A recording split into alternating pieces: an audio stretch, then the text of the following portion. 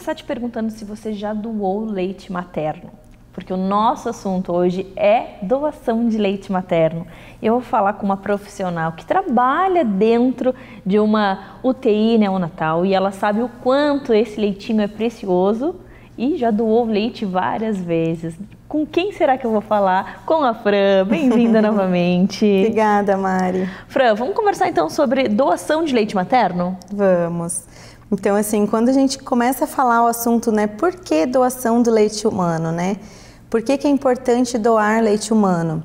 A gente tem um dado de nascimento de prematuros anual no Brasil, que é em torno de 12% de todos os nascimentos, que equivale a mais ou menos uns 300 mil nascimentos por ano.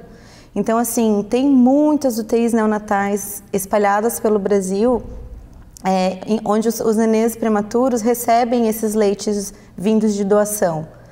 Né? Então, por que é importante? Para a gente conseguir alimentar os nossos prematuros que por um momento estão incapacitados de receber o leite das próprias mães, por N motivos. Por exemplo, a mãe de um nenê que nasceu prematuro, às vezes tem uma condição clínica que ainda demora para descer o leite. Aquele nenê prematuro, às vezes ele não vai já ter a sucção, né? Então ele não vai estar estimulando essa produção do leite dessa mãe. Então ela acaba com uma baixa produção no início e esse nenê continua precisando do leite humano para poder ter o seu desenvolvimento adequado dentro da UTI. Então por isso que é tão importante que a gente, quem puder, quem tiver leite em excesso, que tiver disponibilidade para fazer a doação, que faça essa doação para o banco de leite mais próximo, que os nossos prematurinhos agradecem. A gente fala bastante sobre esse assunto e sempre as maternidades estão precisando. Não tem muitas mães que doam, né, Fran? Então, geralmente as doações vêm das próprias mães que nasceram ali na maternidade, né? Existe um percentual assim baixo de mães que não tiveram contato com isso, mas que têm excesso de produção, sabem que a maternidade, que o banco de leite tal precisa e acabam doando. Mas é um percentual bem baixinho, então geralmente dentro da própria maternidade é onde vem mais as doações daquelas mães dos nenês prematuros que já passaram pela situação, né? E que sentiram na pele ali o que é o filho tá precisando do leite de uma doadora, né? E como que funciona esse processo? A extração do leite, ela pode ser feita em casa e depois as pessoas entregam na maternidade? O leite tem que ser retirado na própria maternidade? Como que é esse processo? Então, Mari, geralmente os bancos de leite, eles atendem algumas regiões, né? Então, por exemplo, só para dar um exemplo, aqui na Grande Florianópolis, a gente tem 3 bancos de leite que atendem a região da Grande Floripa, né? No Hospital Universitário, na Maternidade Carmela Dutra e no Hospital Regional de São José. Então, a gente tem uma abrangência assim, de locais onde o próprio banco de leite vai buscar esse leite que foi doado. Às vezes vai levar os frasquinhos também limpos para essa mãe, já esterilizados, né? Para que essa mãe, quando for fazer a ordenha, né? A extração do leite e deixar congelado no freezer ou congelador de casa, já tem o frasquinho estéril recomendado, né? Eles buscam esse leite que ela já doou, que tem que estar no máximo há 10 dias no freezer, né? E depois eles já deixam novos frasquinhos lá. E essa doação, essa ordenha, né, em casa, ela é uma ordenha simples, ela pode ser manual, pode ser com a bombinha extratora, pode ser com a bombinha manual também, pode ser com a elétrica, né? Então, assim, é todo o jeito que você vai ordenhar para poder dar o leite para o teu filho, se está em excesso, se você voltou ao trabalho, por exemplo, né? Tem que lavar as mãos até o cotovelo, tem que lavar embaixo das unhas, tem que utilizar máscara e touca de preferência, né? O ambiente tem que ser mais limpo, livre de poeira, de pelo de cachorro, de gato e tal. Então tem que ser um ambiente um pouco mais adequado. A extração é igual, ou na maternidade, ou lá, ou em casa, o mesmo tipo de extração. A diferença é que a gente às vezes consegue tirar 30, 40 ml, congela. A próxima ordenha que essa mãe for fazer, ela pode tirar 30, 40 e colocar em cima desse leite que ela já congelou, até ir aumentando o nível do frasco. Entendi. Aí quando chega em torno de 400 ml, o banco de leite já consegue pegar para poder fazer a pasteurização. É isso que eu ia te perguntar. Aí, quando chega esse leite, qual o processo que o leite passa para aí sim ser ofertado para os bebezinhos? Sim, aí assim, o leite vindo de doadoras, né? Essas doadoras vão fazer... Primeiro elas passam por uma anamnese, que é uma entrevista com essa mãe sobre o pré-natal, são verificados os exames dessa mãe que teve o nenê recente. Se é uma mãe que já está com o nenê que já está mais velho, 8, 9, 10 meses... ela passa por uma entrevista e às vezes a gente precisa solicitar esses exames novamente, né? Principalmente os exames que comprovam que ela não tem nenhuma doença infecto-contagiosa que possa ser transmitida via leite. E daí a gente faz essa avaliação na anamnese, por exemplo, também medicações que a mãe possa estar utilizando que são incompatíveis com a amamentação. Então, às vezes, existem esses casos, às vezes a mãe não sabe que o próprio filho dela que está sendo amamentado com leite que existe contraindicação por conta da medicação que ela toma, entendeu? Então, toda a anamnese a gente vai fazer todas essas perguntas para a mãe. Aí ela vai fazer a entrevista, faz essa doação e o banco, os leites que chegam no banco, eles são armazenados no freezer e de tempos em tempos sofrem pasteurização. Então a pasteurização ela vai eliminar os micro-organismos dali que são contidos no leite, né?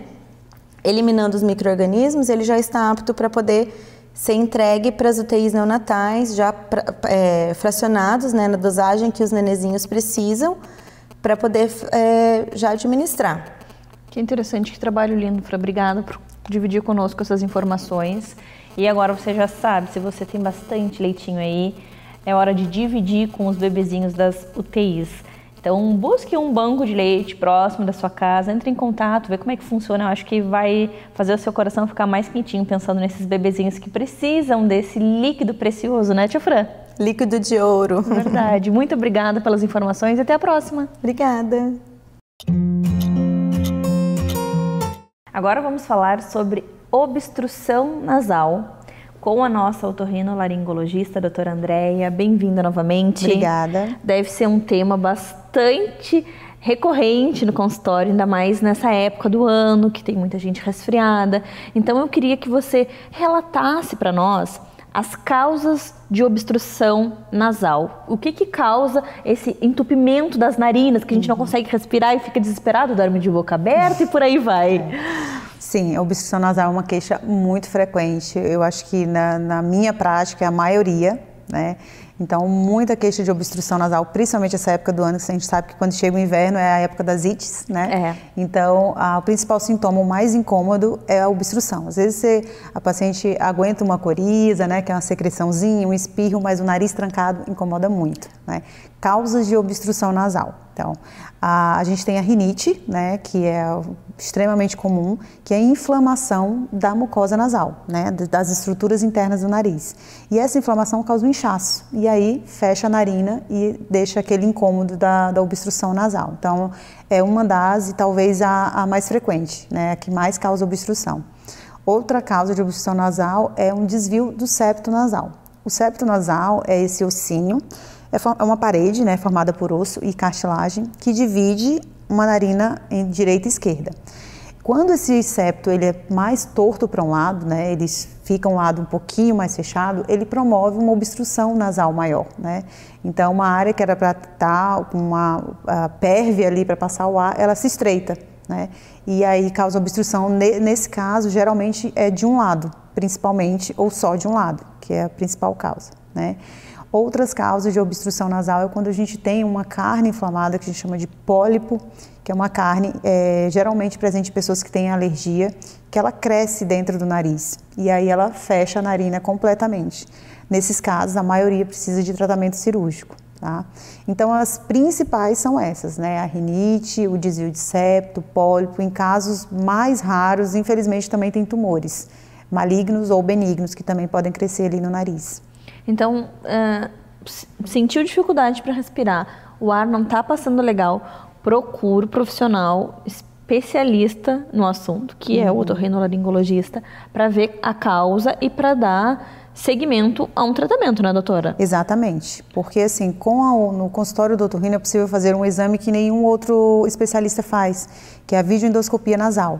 Só com ele é possível visualizar todas as estruturas internas do nariz. E para saber o que está acontecendo ali. Para saber o que está acontecendo. Então, o exame comum, sem esse aparelho específico, nos dá uma visão de 1/3 do nariz, né? Então, para visualizar todas as estruturas, a gente realmente precisa desse exame e ele é importantíssimo, né? Então, a gente não consegue identificar a causa sem ter essa avaliação mais específica. E como eu falei, podem ter até tumores, então tem que ser feita uma avaliação especializada sim, né? Casos de obstruções nasais mais passageiras durante uma gripe, um resfriado e depois voltou ao normal, ok. Agora aquela obstrução persistente, aí sim precisa de uma avaliação.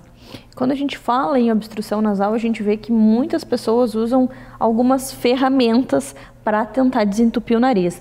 Pessoas fazendo nebulização, lavagem nasal, sprayzinhos. O que é legal realmente e o que não é legal, doutora? Ótima pergunta, porque assim, tem uns casos de uso de descongestionante nasal, né? Que são gotinhas que pingam no nariz e promovem uma desobstrução quase que imediata, né? Então, as pessoas experimentam aquilo, acham o máximo. É viciante, porém, quase uma droga. Exatamente. Porém, não é tão bom assim. Na verdade, ele é péssimo, tá? Então, quem usa descongestionante aí nasal, prestem atenção. Parem de usar, porque é extremamente prejudicial, não só para a saúde nasal, porque ele tem um efeito rebote. Então, o que ele promove? Ele faz com que os vasinhos diminuam de calibre, que a gente chama de vasoconstricção no nariz. Quando ele faz isso, ele murcha as estruturas do nariz de forma imediata. Porém, ele tem um efeito rebote. Depois de algumas horas, ele vai inchar tudo novamente e ainda pior. E aí você tem sempre aquela necessidade de ficar usando. Por isso que as pessoas dizem que vicia, porque realmente vicia. Ele faz com que o seu nariz fique cada vez mais obstruído e você tenha mais necessidade de usar. Olha então só. É uma melhora passageira, momentânea e completamente enganosa. Além disso, ele promove alterações no organismo como um todo, não é só no nariz. Ele pode dar problemas cardíacos, pressão alta, né? Então é extremamente prejudicial. Outras situações em que você faz a limpeza com soro fisiológico, como você relatou, que é a lavagem nasal, isso é bom, ok. Alguns outros sprays também, né? Sprays de corticóide nasal, claro que com prescrição médica também é um bom tratamento. Doutora, muito obrigada por trazer essas informações para nós, para a gente entender um pouquinho sobre as causas das temidas e tão ruins obstruções nasais, saber o que pode, o que não pode. Eu espero que a gente tenha te ajudado. Se você está vivendo essa situação, a maior dica que a gente pode te dar é que você procure um profissional. Mas com essas informações você já sabe o que pode, o que não pode, mas sempre procurar um profissional para saber qual é o tratamento específico para você, para o seu caso, né, doutora? Exatamente. Obrigada. Obrigada e até a próxima. Até a próxima. Agora nós vamos falar sobre ortodontia na infância com o Dr. Arthur, que vai nos ajudar a entender qual o melhor momento para levar a criança até um dentista, para fazer colocação de aparelho, caso necessário, enfim, fazer toda essa avaliação. Bem-vindo novamente, doutor. Obrigado, é sempre um prazer estar aqui. Muito bom te receber e poder entender e ajudar outras famílias a compreenderem. Agora a gente vai falar então sobre essa parte de quando a gente olha os dentinhos das crianças e a gente acha, tá tortinho, não tá legal. Então, quando que é necessário levar a criança para fazer essa avaliação e quando que é indicado colocar um aparelho numa criança? Tá. Eu acho essa pergunta muito boa, né? Porque a criança, ela passa por um processo que vai, em média, dos 6 aos 12 anos, que se chama dentição mista, onde existe uma mistura, vamos usar esse termo, de dente de leite, dente permanente, dente mole caindo, dente nascendo, o espaço. Então, quem olha de fora parece que tá uma bagunça, né? Olha e pensa, pô, tem alguma coisa errada aqui, os dentes estão meio tortos e às vezes assusta um pouco os pais. Só que essa, entre aspas, bagunça, ela faz parte desse período, que existe um parâmetro de normalidade onde essas alterações são aceitáveis. Então, cabe a nós ortodontistas identificar até que ponto essas alterações estão interferindo para que esse ciclo dê continuidade ou não. Se a gente, por mais feio, né, aparentemente que a gente acredita estar, não necessariamente quer dizer que precise fazer algum procedimento, alguma abordagem. Eu posso resumir, né, mediante de vários critérios que a gente usa para avaliar, mas que um dos mais importantes é ter espaço suficiente futuramente para os permanentes nascerem, para que essa troca não seja interrompida. Então esse é um dos principais critérios. Então quando nós recebemos uma criança, eu oriento em média 6 anos de idade, já é interessante fazer a primeira consulta para a gente ter um panorama geral de como está se desenvolvendo a arcada dentária, como é que está acontecendo essa troca. E aí, diante disso, frequentemente a gente mantém alguns controles.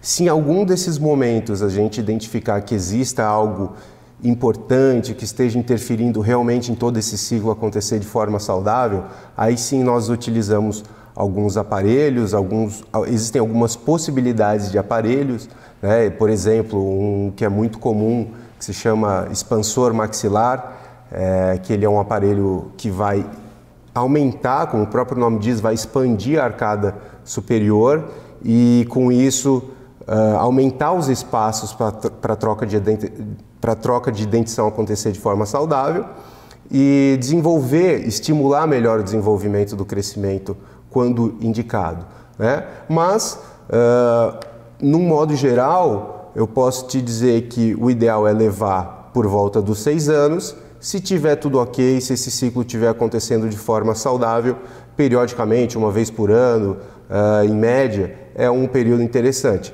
Se em algum desses acompanhamentos for identificado algo muito relevante, importante, que possa influenciar em todo esse processo, aí sim que a gente opta por uma abordagem.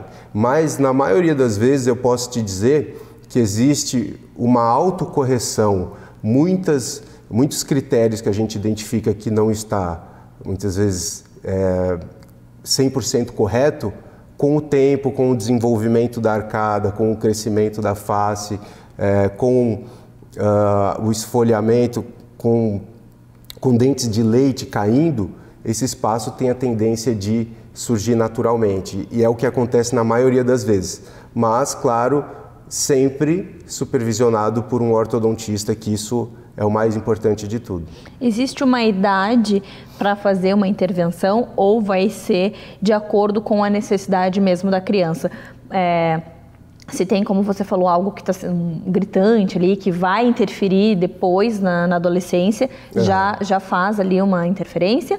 Ou realmente espera um tempo para depois? Por isso que eu te pergunto se tem uma idade mais ou menos assim estabelecida para fazer essa interferência, intervenção. Não existe por protocolo uma idade específica. Existe esse período aí que vai dos 6 aos 13 anos em média, que é quando esse ciclo está ativo de troca de dentição, que a qualquer momento pode ser feita uma intervenção, né, sempre reforçando quando realmente indicado. Geralmente é mais comum a gente fazer uma abordagem por uns 8, 9, 10 anos. Por mais que eu recomende aos 6 já fazer a primeira avaliação, não é comum aos 6 anos de idade a gente já fazer a aplicação de um método, de alguma terapia com algum aparelho. É mais para ir entendendo e acompanhando como está o desenvolvimento. Mas, claro, não é porque não é frequente que não pode ser realizado. Se a gente se identificar com uma alteração que a gente fica sem escolha, ou a gente intervém, ou o problema mais sério pode surgir, aí a gente opta. Mas não é o mais comum. Geralmente é um pouquinho mais velho, vamos usar esse termo, né? Sim, por isso que é muito importante fazer essas avaliações e ir consultando, porque também existem várias situações de que na infância, ou até um pouquinho antes da adolescência, os resultados são mais rápidos, no sentido de expandir. Então a gente consegue algo mais rápido do que depois de adulto vai colocar o expansor e vai tentar um resultado. Não que não vá conseguir, mas a resposta do organismo é diferente, né? Que nem você mencionou, eu também mencionei, né, a respeito do aparelho expansor, né? Ele é um aparelho muito comum na infância, porque se a gente for entender o nosso céu da boca, né, ele é uma combinação de dois ossos que se encontram. Não é apenas um osso que compõe essa região do céu da boca e da face. E na infância, esses dois ossos ainda não se uniram. Então a gente consegue estimular através desse aparelho o afastamento desses dois ossos e com isso aumentar e estimular o desenvolvimento dessa arcada. No paciente adulto, esses dois ossos já se uniram.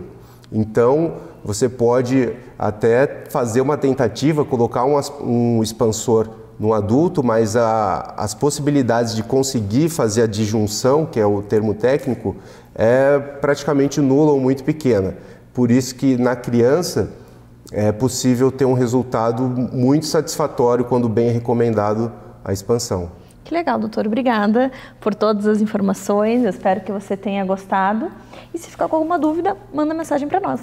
Tchau, tchau. Tchau, obrigado. Agora eu quero te fazer uma pergunta. Você foi no seu ginecologista antes de engravidar? Você fez uma consulta pré-concepcional? É sobre esse assunto que nós vamos conversar hoje com a doutora Márcia, a nossa ginecologista e obstetra. Bem-vinda novamente. Muito obrigada. Muito feliz de estar aqui. Espero colaborar e vocês aprenderem um pouquinho mais sobre esse tema aqui. Com certeza vamos. Então eu queria falar sobre a importância dessa primeira consulta antes da gestação. Muito bem. O que a gente vê hoje de comum é que a gestação, por mais que seja planejada, cabe que muitas vezes a mulher estou grávida, se descobre grávida. E a gente vê uma repercussão em relação à gestação, ao futuro desse bebê, hoje bem em evidência assim, científica, que faz muita diferença quando a gente faz essa orientação antes, quando a gente prepara esse casal para receber esse bebê. Não só intraútero, mas também ambiente, né? O externo, o ambiente externo tem muita influência em relação à nossa vida, né? Esses primeiros 1000 dias tão falados, tão conhecidos. Então, há uma influência importante aí se antes disso a gente conversa, orienta esse casal. Então, quando a gente pensa em 1000 dias, existe toda a gestação que faz parte desses 1000 dias. Então, programar esse forninho, esse ambiente para o bebê se desenvolver é muito importante, né, doutora? Muito importante, porque tem muitos hábitos que quando a gente vai mudar durante a gestação é mais difícil. Então tem toda uma alteração hormonal, psíquica, física. E imagina ainda ter que mudar vários hábitos, né? E muitas vezes descobrir a gestação ali quando já passou uma parte importante da formação do bebê. Então o ideal é que antes disso a gente tenha uma conversa, a gente converse com esse casal, né? Que os dois estejam ali presentes meses antes. Né? No mínimo 3 meses aí, devido à suplementação importante que é o ácido fólico, né? E às vezes necessário muitas outras suplementações, mas bom seria se fosse pelo menos uns 6 meses antes. Muitas pessoas procuram quando elas não conseguem engravidar, daí elas vão buscar ajuda, mas é tão importante a gente conseguir programar essa gestação e cuidar desse ambiente todo. Então, assim, você falou sobre ácido fólico, então é necessário que antes mesmo da gestação a mulher já esteja suplementando? Isso. Então, assim, tem fatores modificáveis e não modificáveis. Então, tanto um quanto o outro a gente pode amenizar, né? E os modificáveis a gente pode abolir, por exemplo, como alguns hábitos. Álcool, cigarro, né? Que a gente vê que não traz nenhum benefício, só malefícios, né? E muitos outros, por exemplo, nutrição, né? Tanto a desnutrição quanto a obesidade são fatores de risco. Então tudo isso a gente vai olhar, se às vezes tem, por exemplo, uma doença genética na família, a gente vai aconselhar. Se a mulher já tem algumas doenças, então tudo isso a gente vai rastrear e vai orientá-la para que haja uma preparação antes e seja uma decisão consciente também. Porque muitas vezes o casal não tem orientação anterior. Então, ele teria um preparo maior. Muitos meses antes seria muito mais viável e tranquilo até para o psíquico desse casal, né? Não só falando fisicamente, né? Então, tem muitas doenças que a gente trata ali antes, como a gente também previne, nessa orientação, né? A gente pensando ali em 9 meses da gestação, ou como você falou, às vezes acaba descobrindo um pouquinho já depois. Então, 8 meses é pouco tempo para uma mudança de vida total. Então, quando a gente coloca, como você falou, o ideal, 6 meses antes, poxa, a gente tem um longo período para pensar, para trabalhar na ideia, para aprender, para estudar, para saber o que a gestação vai precisar, para pensar sobre tudo, né, doutora? Sim, o resultado é outro quando você planeja. Em tudo na nossa vida. Tudo. Então, imagina a chegada de um bebê, né? É algo para sempre. Então, se você consegue melhorar o entorno ali, a mulher passa muito bem durante a gestação, esse bebê também, porque é algo de risco também para a mãe. Muitas vezes a gente foca muito em relação ao bebê, a formação do bebê, mas tem que lembrar que a morte materna é hoje preocupante no mundo. Então, a gente pensa na mãe e no bebê em si. Então, para ter um bom resultado, a Organização Mundial de Saúde orienta essa consulta também pré-concepcional. E a gente tem hoje protocolo baseado para a gente ver como que a gente vai direcionar para cada paciente, conforme a necessidade dela e da história dela também, né? Eu ia te perguntar o que acontece nessa primeira consulta, então, como que é conduzida essa conversa? Muito bem, então normalmente a gente faz uma anamnese, então a gente vai ouvir essa paciente, vai ouvir esse esposo, né? E a gente vai averiguar a necessidade de que exames que se vai fazer. Então já tem um padrão, mas conforme a história dela a gente vai direcionar. Vamos examiná-la, vamos ver o cartão de vacina, né? Vamos tratar doenças infecciosas que, fazendo isso antes da gestação, a gente vai ter uma gestação aí saudável. Que é tudo que a gente quer. Com certeza, né? Uma chegada feliz.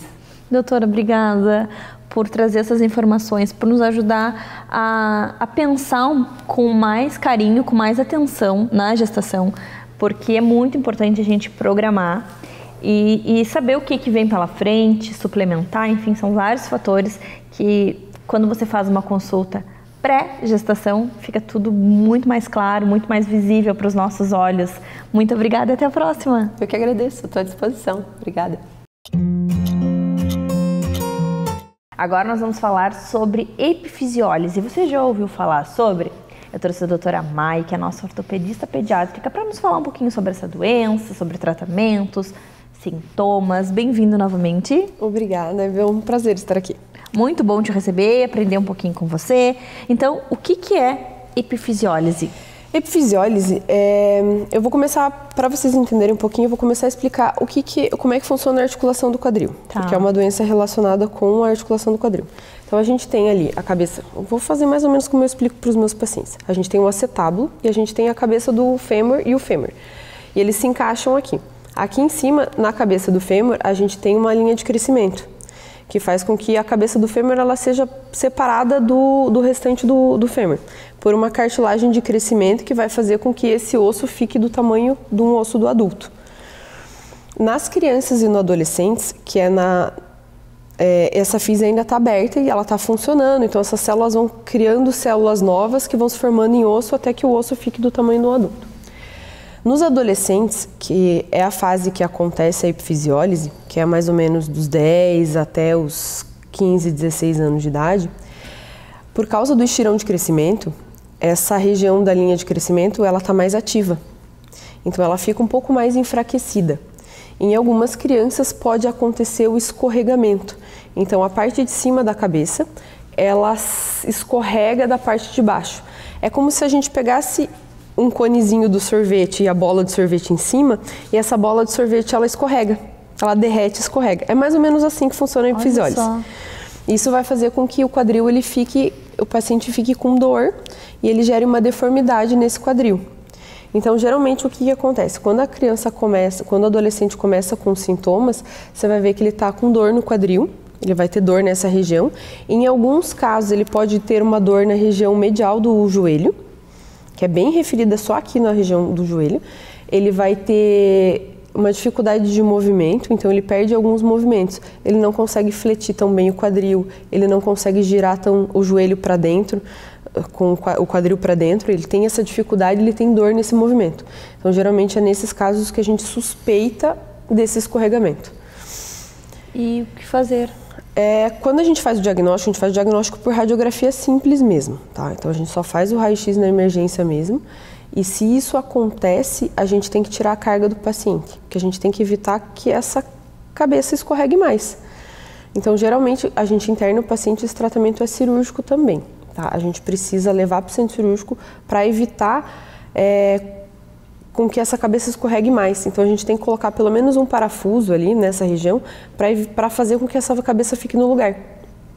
Evitar com que porque se ele escorregar mais, ele vai ter mais dor, ele vai ter mais perda de movimento. Então, a gente precisa sempre pensar que a nossa função nesse caso é evitar que a doença progrida, para ela ter menos deformidade e ter, sei lá, evitar que ela tenha artrose lá quando ela for mais velha. Entendi. Aí, algumas crianças, elas têm mais propensas, então, tipo, a gente tem que pensar que é uma doença que acontece mais em meninos do que em meninas. Olha só. É uma doença que a gente tem alguns pacientes que têm mais característica, então acontece mais naquele paciente mais gordinho, naquele que é um pouquinho mais cheinho, porque ele acaba fazendo um pouco mais de peso ali mesmo, e daí escorrega com mais facilidade. E alguns outros, por exemplo, pacientes que têm problemas na tireoide, ou pacientes que fazem reposição de GH, porque o GH, que é um hormônio de crescimento, ele tem a característica de fazer o estímulo nessa região da linha de crescimento. Então, ele vai fazer com que essa linha de crescimento ela fique mais enfraquecida mesmo. Olha então, pode predispor ao escorregamento dessa cabeça. E aí, se a criança apresentou esse escorregamento, vai para uma emergência, faz a cirurgia, coloca o pino ali, é vida normal? Ela vai ter limitações, fica com sequelas? Depende muito do escorregamento. Alguns escorregamentos, os menores, os pequenos, não, geralmente se a gente consegue fixar bem, ela fica ali 30 dias sem botar o pé no chão, aí ela vai devagarzinho fazendo a fisioterapia e depois vida normal. Em alguns casos em que o escorregamento é maior, em que o escorregamento é muito grande, ela pode ter algumas limitações. A gente faz com que esse escorregamento não piore, mas ele nunca vai ser um quadril normal. Então, às vezes, pode ter uma dificuldade para fazer alguns movimentos, não vai conseguir agachar direito e tal. O nosso objetivo com o tratamento deles é evitar que isso piore, para evitar que ele tenha uma sequela maior ainda. E, eventualmente, nesses escorregamentos maiores, alguns procedimentos secundários são necessários. Então, tipo, a gente vai ter que fazer uma cirurgia para corrigir um pouco mais, para melhorar um pouco esse formato do quadril. Então, deve ter que ficar observando de tempo em tempo essa pessoa, esse paciente, para ver se precisa um retoque, digamos assim. Isso, e mesmo se é um escorregamento pequeno, que a gente viu que vai ficar bem, a gente acompanha, porque em torno de 50% desses pacientes, em menos de um ano, podem ter o escorregamento do outro lado. Nossa! Então, a gente já orienta a mãe, a gente deixa a família bem orientada, que se começar com um mínimo de dor do outro lado, já é para procurar a gente ver se não está escorregando do outro lado. Olha só.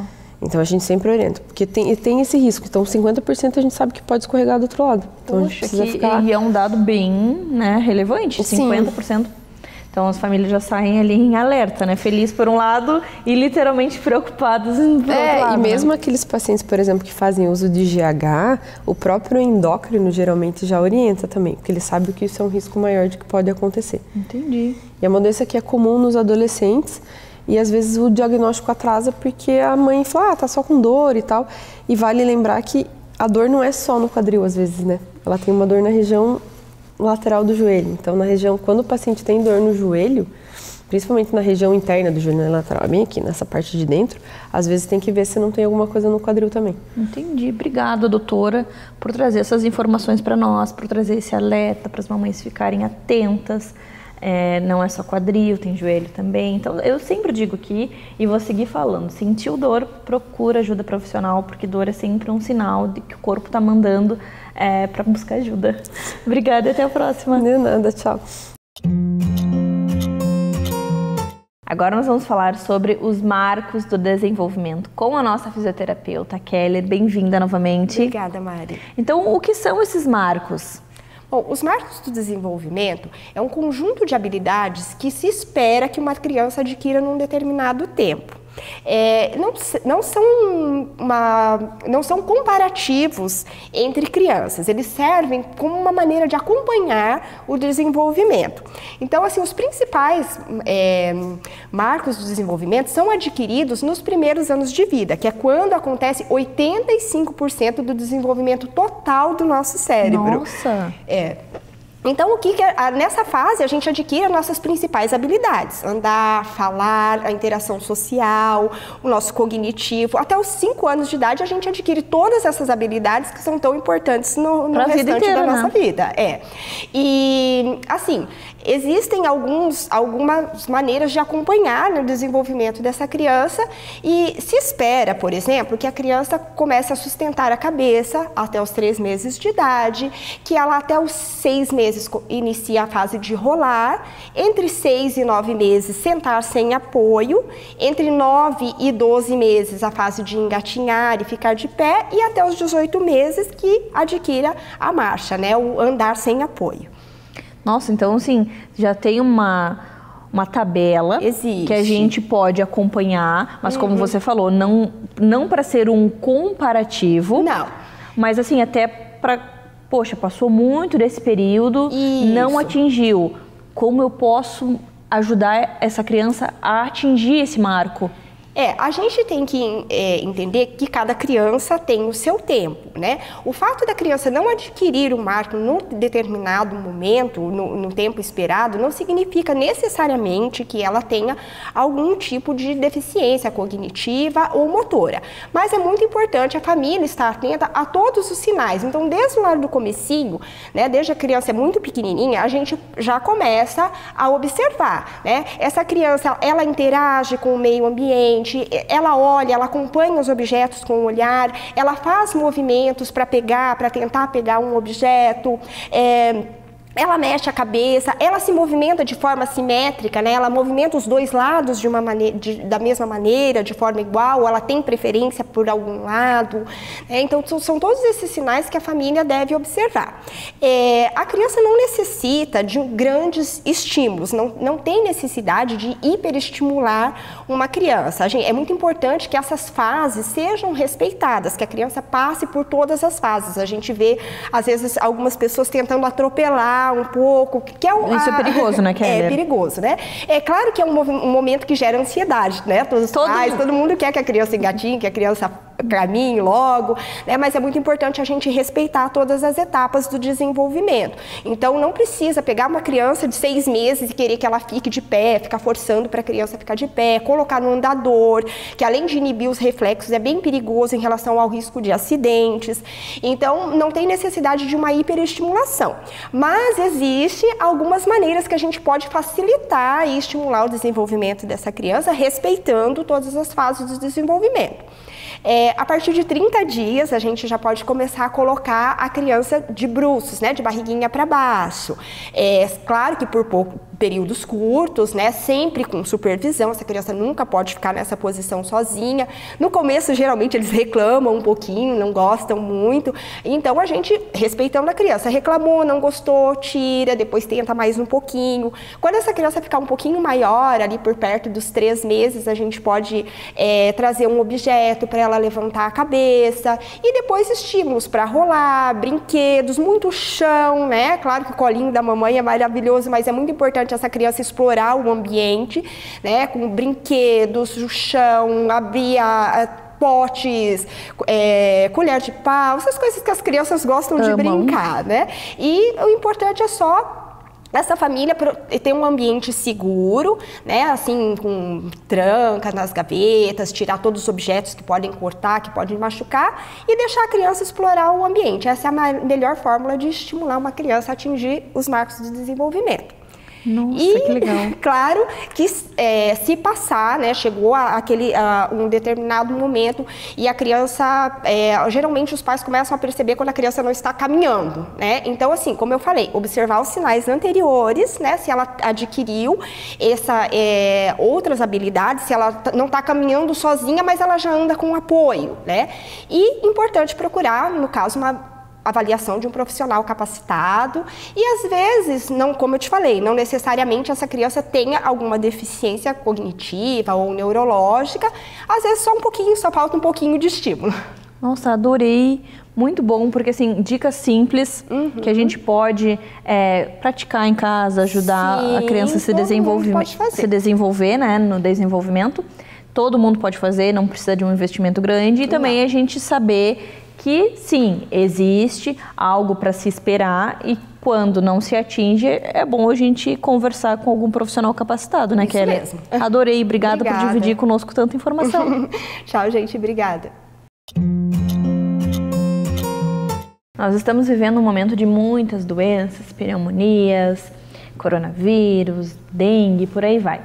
Eu quero saber como você está lidando com essas doenças quando acontecem no corpinho do seu filho. Eu estou tendo muita dificuldade de compreender, de aceitar, estou até com medo de sair com a minha filha para evitar doenças. Mas será que isso é saudável? Até que ponto esse medo é legal, é ok? Então eu trouxe hoje a Rô, a nossa psicóloga. Bem-vinda novamente. Obrigada. Então assim, estou vendo muitas mães vivendo essa situação que eu estou vivendo, de medo de mandar a criança para a escola, porque na escola tem muitas crianças doentes. A gente vê muita notícia de criança internada, o hospital infantil está lotado, e daí as pessoas não estão saindo, estão com medo, estão trancadas dentro de casa. E até que ponto isso é ok? E quando que a gente tem que... Não, peraí, essa mãe está passando dos limites, vamos trabalhar um pouquinho o coraçãozinho dessa mamãe. Conta para nós. Então, Mari, esse é um tema muito importante, porque o que nós estamos vivendo hoje é uma situação muito atípica. A nossa geração nunca passou por uma pandemia, nunca passou por algo parecido. Então, a gente está aprendendo ainda a lidar com a situação.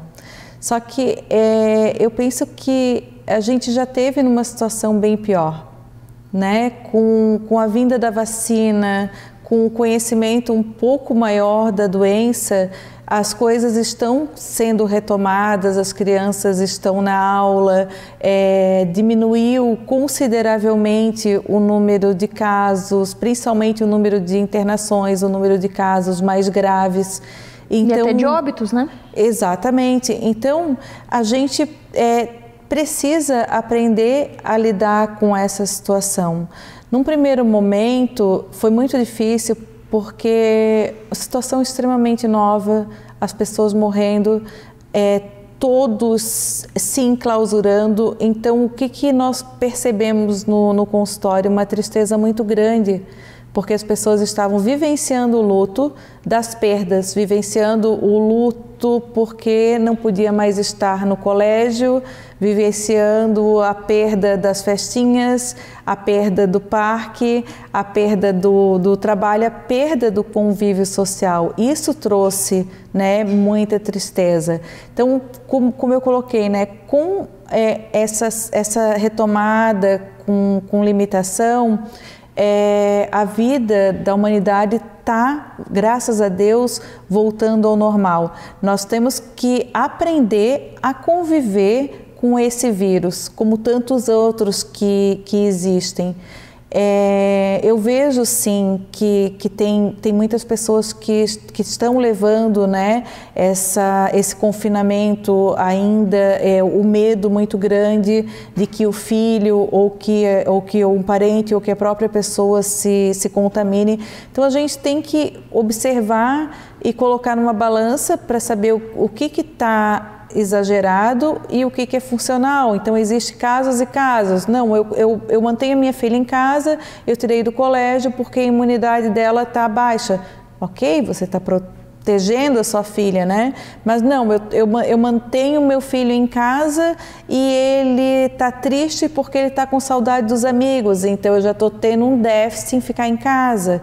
Então a gente tem que ir sempre analisando essa situação de uma maneira, colocando numa balança com custo-benefício. Eu sei muito bem que as coisas não são tão simples assim, né? Se falar, resolvesse numa conversa, a gente saberia o que fazer, lendo um livro de autoajuda, conversando com um religioso, ou com a mãe, ou com uma amiga, enfim. Não é tão fácil assim mudar um pensamento, principalmente num pensamento de medo quando se relaciona a filho. Então, algumas coisas realmente a gente tem que fazer um trabalho e um reprocessamento, porque muitas vezes esse medo que eu estou sentindo agora, ele está amarrado a algo que eu vivi na minha infância. Então, pode ser que... É isso que a gente tem que observar, se está exagerado ou se está dentro de um limite de segurança, dentro de uma proteção normal. Né? Embora se trate, lógico, de uma doença que no início, né, ainda morre muita gente, mas no início foi um exagero, assim, nós temos que... Eu penso que a gente pode pensar que a vida continua, que a gente precisa se cuidar, como precisa se cuidar de um acidente ou de todas as doenças que existem, e que morrer, infelizmente, todos nós vamos, mas a gente precisa fazer o melhor, né, com a nossa vida enquanto a gente tem a oportunidade de estar vivo. E muitas vezes ficar em casa ou manter a criança muito tempo em casa talvez não seja o melhor.